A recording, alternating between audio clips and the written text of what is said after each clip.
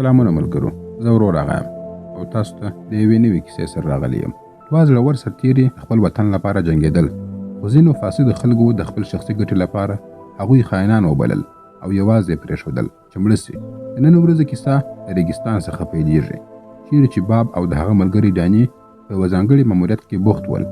د دښمن د یوه موټر تر الوزولو وروسته هغوی د وتلو په حال کې وه چې ناڅاپه د دښمن یو لوی ګروپ پر هغوی باندې برید وکړي. باب د خپلې عالي نښې ویشتنې په ښودلو سره ډېر دښمنان ووژله، خو شاوخوا بمونه وچاودېدل او حالات له کنټرول څخه ووتل. هغه سمدستي له CIA څخه د مرستې غوښتنه وکړه، خو له هغه ځای څخه هېڅ جواب رانغلی. په همدې برید کې ډاني ووژل سو. د خپل ملګري د مرګ په لیدو سره باب غوسه سو او تر دې حده پورې ورسېدی چې هغه پر هلیکوپټر باندې سختې ډزې وکړې او بالاخره یې هغه هم راوغورځوی.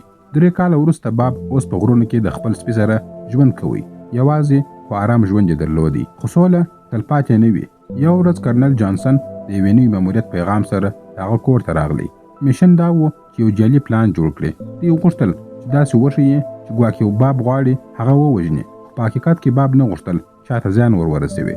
جانسن ورته وویل چې هغه پټ معلومات لري چې پر ولسمشر باندې د یو رښتیني برید پلان جوړ شوی وي او د هغه د مخنیوي لپاره د یو ماهر کس مرسته ضروري ده. باب په لومړي سر کې انکار وکړي، خو جانسن داسې شواهد ورښکاره کړل چې هر څوک به پر هغه باندې فکر کولو ته مجبور سي. د اوږده فکر وروسته باب د دې میشن لپاره پریکړه وکړه. هغه ټول هغه ځایونه وڅېړل چې ولسمشر به پکښې کې وینا کوله. په فلادلفیا کې په یوه ځای کې عجیب احساس وکړي او سمدستي یې جانسن خبر کړي. جانسن ترې مننه وکړه او یې وویل چې هغه به هم په هماغه ورځ باندې هلته حاضروي. باب هلته له یوه زاړه سرتیري مایکل سینډرز سره ولیدل. د دې ټول پلان په جریان کې به د هغه ملګری و. د دواړو ترمنځ پخواني باور بیا راژوندی سوی و.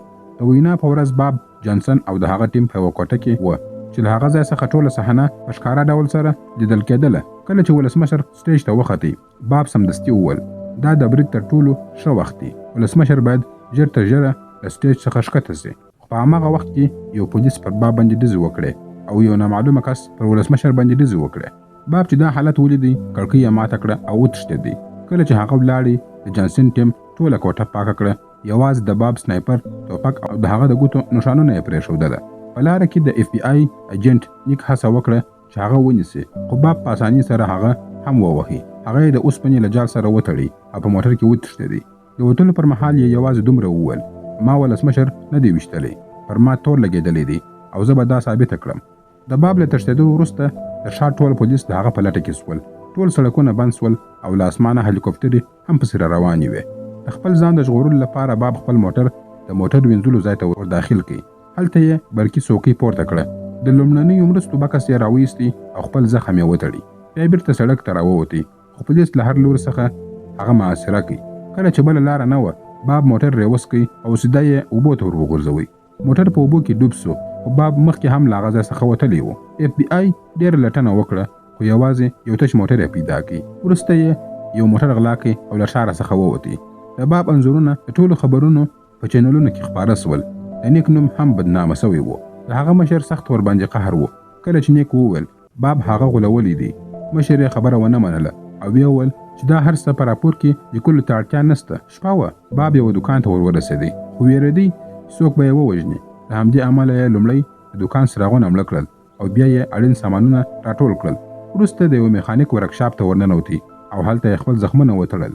نیک چې لاله وړاندې بدنامه سوی و، اوس د ټلیفون دنده ورسپارل سوې وه. هغه ته د یوې ښځې زنګ راغلی چې په هماغه دوکان کې یې کار کوي.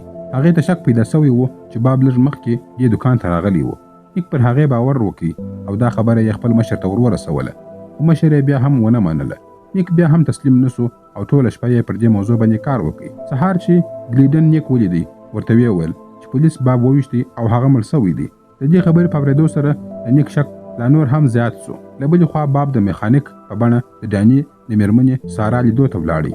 دا د هغوی لومړۍ لیدنه وه، خو د ډاني په غوښتنه باب مخکې له مخکې هغې ته لیک استولی و او هر کال به یې ورته ګلان را لېږله. د همدې امله سارا د باب نوم وپېژندی. سارا لږ زړه نازړه وه، خو باب قانع کړه او کور ته دننه ولاړی. د خبرو په وخت کې سارا وویل چې ولسمشر بالکل روغ دی او اصلي برید پر یو بل بهرني مشر باندې پلان سوی و. په همدې وخت کې نیک د پیښې شاوخوا ودانۍ وڅېړله. هلته یې د سنایپر 3 پایې او د سټینډ نښې ولیدلې. کله چې باب له خوبه پاڅېدی او ځان یې تیار کړي. سارا ورته وویل چې حکومت د هغه سپی هم ویشتلی دي. باب وویل چې هغه به پر خپل نوم لګېدلي تورونه ټوله پاک کړي. نیک کولی شي چې په دې کار کې ورسره مرسته وکړي، نو ځکه یې د هغه سره د لیدو پلان جوړ کړي. سارا هم د مرستې لپاره چمتو سوه او د دانې پخوانی ټوپک یې باب ته ورکړي. د پلان له مخې سارا په یو کافي شاپ کې له نیک سره ولیدله او هلته یې نیک ته د باب د موټر په اړه باندې معلومات ورکړل تر څو لټنه پیل کړي. دلته جانسن چې تر دې دمه په ارامه سره ناست و، اوس لږ ناارامه سوی و. کله چې هغه د نیک په دې کارونو سره خبر سو، خپلو کسانو ته یې امر وکړي چې نیک تر نظر لاندې ونیسي. یو ورځ یې موقع پیدا کړه او ناڅاپه یې نیک وتښتوي. هغوی غوښتل چې پوه سي چې نیک تر کومه حده پورې په حقیقت باندې خبر دی.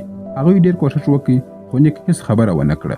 که باب پر وخت نه وای را رسېدلی نو هغوی به نیک هم وژلی وای. باب د نیک ژوند وژغوري، خو په ظاهره یې ورته وویل چې غواړي قانوني مرسته ورسره وکړي. حال دا چې په اصل کې باب یوازې غچ اخیستل غوښتله. د نیک نوم به پاک سوی وای، خو که باب د نیک ژوند نه وای ژغورلی نو هماغه خلکو به دا کار د بل چا سره هم کړی وای. له همدې امله نیک هم ومنله چې مرسته ورسره کوي. جانسن او د هغه کسان پوه سول چې باب هر کال سارا ته ګلان ور استول، نو ځکه یې خپل خلک ورولېږل سارا وتښتوي. نیک له باب سره یو ځای ښاغلي ریټ ته ورورسېدی. باب د وسلو متخصص و. ښاغلي ریټ وویل چې جانسن او د هغه کسانو د کاغذي پیچ تخنیک کارولی دی چې په کښې کې مرمۍ له بل توپک څخه ویشتل کېږي، خو داسې ښکاري لکه له بل توپک څخه چې ویشتلی وي. هغه دا هم وویل چې د دې ماموریت ترسره کول یوازې د میتای کار و. پرته له باب څخه باب پوه سو چې میتای بل څوک نه بلکې سانډور و. وروسته نیک خپل مشر ته زنګ ووهي او د سانډور ادرس یې وغوښتي، خو دا ټول د جانسن جال و. د شپې د جانسن کسانو د باب کور ته ننوتل. سارا یو کس وویشتي خو بل کس سارا ونیوله. باب د سانډور پټنځای ته ورورسېدی او له هارډویر دکان څخه یې د بم جوړولو سامان راویستی. باب پوهېدی چې دا یو جال دی، نو ځکه یې نیک ته د سنایپر ټوپک چلول ور زده کړل. کله چې وخت راغلی نیک په واښو کې پټ و او باب ته یې د ساتونکو ځایونه ور وښودل. باب ساتونکي یو په بل سره ووژل او د کور شاوخوا یې بمونه کښېښودل. بیا دننه ولاړی. سانډور د باب په لیدو سره هیڅ حیران نه سو. هغه ټول حقیقت ورته بیان کړه. جانسن هغه هم غولولی و لکه څنګه چې یې باب غولولی و. اصلي پلان دا و د بل هیواد مشر ووژني، ځکه هغه مشر د جانسن د تیلو د پروژې راز افشا کولی سو. دا هر څه 3 کاله مخکې سوي و او هماغه وخت باب پوه سو چې ولې CIA هغه او ټوني ژوندي پرېښودل. سانډور دا هم وویل چې جانسن ډېر نور سرتیري د خپلو شخصي ګټو لپاره کارولی دي. هغه دا هم وویل چې سارا اوس د جانسن تر کنټرول لاندې ده، نو ځکه باید هر ګام په ډېر فکر سره واخلي. اوس چې نیک باب ته وویل چې د کور دننه ډېر سرتیري راغونډ سوي دي، وروسته نیک بمونه فعاله کړه او ډېر سرتیري یې ووژل. باب هم مخکې روان و او سرتیري یې یو په بل پسې له منځه وړله. نیک د سنایپر توپک په وسیله سره نور سرتیري ووژل تر څو باب په خوندي توګه سره له هغه ځای څخه وتښتېږي. هماغه وخت یوه الوتکه راغله، خو دا ځل باب په بشپړ توګه سره چمتو و. دواړو په ډېر سرعت سره منډې وهلې تر څو الوتکه یې تعقیب کړي. کله چې الوتکه د بم سیمې ته ورورسېدله، باب تڼۍ کښل بم وچاودېدی او الوتکه همالته راولوېدله. وروسته نیک خپل مشر ته زنګ ووهي او ویې ویل چې هغه د باب سره دی. دا ټول د باب پلان و تر څو دا خبره جانسن ته ورورسېږي. لږ وخت وروسته جانسن زنګ ووهي او هغه ته د معاملې وړاندیز وکړي. هغه به د سانډور سبسیبي خبرې ورکړي او په بدل کې به سارا خوشي کړي. دا ثبت به دا ثابته کړي چې جانسن څنګه د تیلو د شرکت لپاره یو کلی تباه کړی و. د دې د پټولو لپاره هغه غوښتل د میکیم سره خبرې وکړي. جانسن ومنله چې له هغه سره معامله وکړي تر څو خپله اصلي څېره پټه کړي. هغوی پرېکړه وکړه چې په داسې ځای کې به سره وویني چې په واورو سره پوښلې وي او غرنۍ سیمه وي. جانسن، میکیم او یو بل سړی له سارا سره هلته راورسېدی. هماغه وخت یو سړی د هغوی پر لور باندې روان و، خو د جانسن پټ سنایپر پر هغه باندې ډزې وکړې. ټولو فکر وکړي چې هر څه یې تر کنټرول لاندې راوستل، خو دا هم د باب پلان و. هغه سړی په اصل کې نیک و چې د خپل کوټ لاندې یې د اوسپنې درنه تخته ایښې وه. دې کار باب ته د دښمن د سنایپر دقیق ځای ور وښودی او هغه یې ووژي. باب هغه سړی هم وویشتی، سارا یې نیولې وه. نیک مخکې له مخکې FBI ته د سارا په اړه باندې خبر ورکړی و. کله چې سنایپر والا ووژل سو، باب مخې ته راغلی. تر دې وخته پورې نیک د ټولو څخه وسلې اخیستې وې. باب یو سړی ووژي ځکه چې هغه سارا ډېره زورولې وه. وروسته باب له مکیم سره خبرې وکړې. مکیم وویل چې دا ټول د باب د وژلو لپاره وه. هغه وویل د ثبت هیڅ ګټه نه وه ځکه حکومت کې دننه فساد موجود و.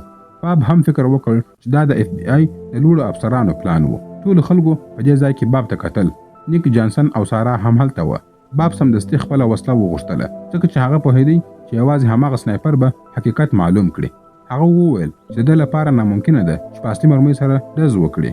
په حقیقت کې کله چې باب له کور څخه وتلی و د توپک د فایرینګ پین یې ایستلی و چې دا یو وړوکی خو ډیره مهمه پرزه وه. له همدې امله هغه هیڅوک نسي وژلی. د ټولو په مخ کې یې په نیک ازمایښتي ډز وکړي او ثابته یې کړه چې ټوپک ډز نسي کولی. د لوی څارنوال سترګې خلاصې پاتې سولې او سمدستي یې باب خوشي کړي.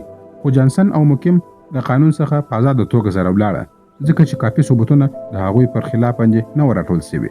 څو ورځې وروسته جانسن او مکیم په رخصتي باندې یو کور ته تللي وه. بې له دې چې پوسي باب په پټه سره د هغوی انتظار کوي. باب یو ستر پلان جوړ کړی و. د شپې په تیاره کې د باد په شان تیز هغه کور ته ورننوتی او ټوله فاسد کسان یې یو په بل پسې ووژله. کله چې هر څه پای ته ورسېدل هغه کور ته یو لوی انفجار ورکړي تر څو هیڅ ثبوت پاته نسي او د هغوی تور حقیقت په خاورو سره بدل کړي. وروسته باب سارا ته راغلی. د سارا له څېرې څخه ښکاره کېدله چې اوس ټول خطر ختم سوی دی. دواړو پرېکړه وکړه چې یو نوی ژوند پیل کړي او په همدې سره فلم همدلته پای ته رسېږي. که مو ویډیو خوښه سوې وي ویډیو لایک او شیر کړئ. زموږ یوټیوب چینل هم سبسکرایب کړئ. تر بلې ویډیو پورې مو الله مل شه. مننه.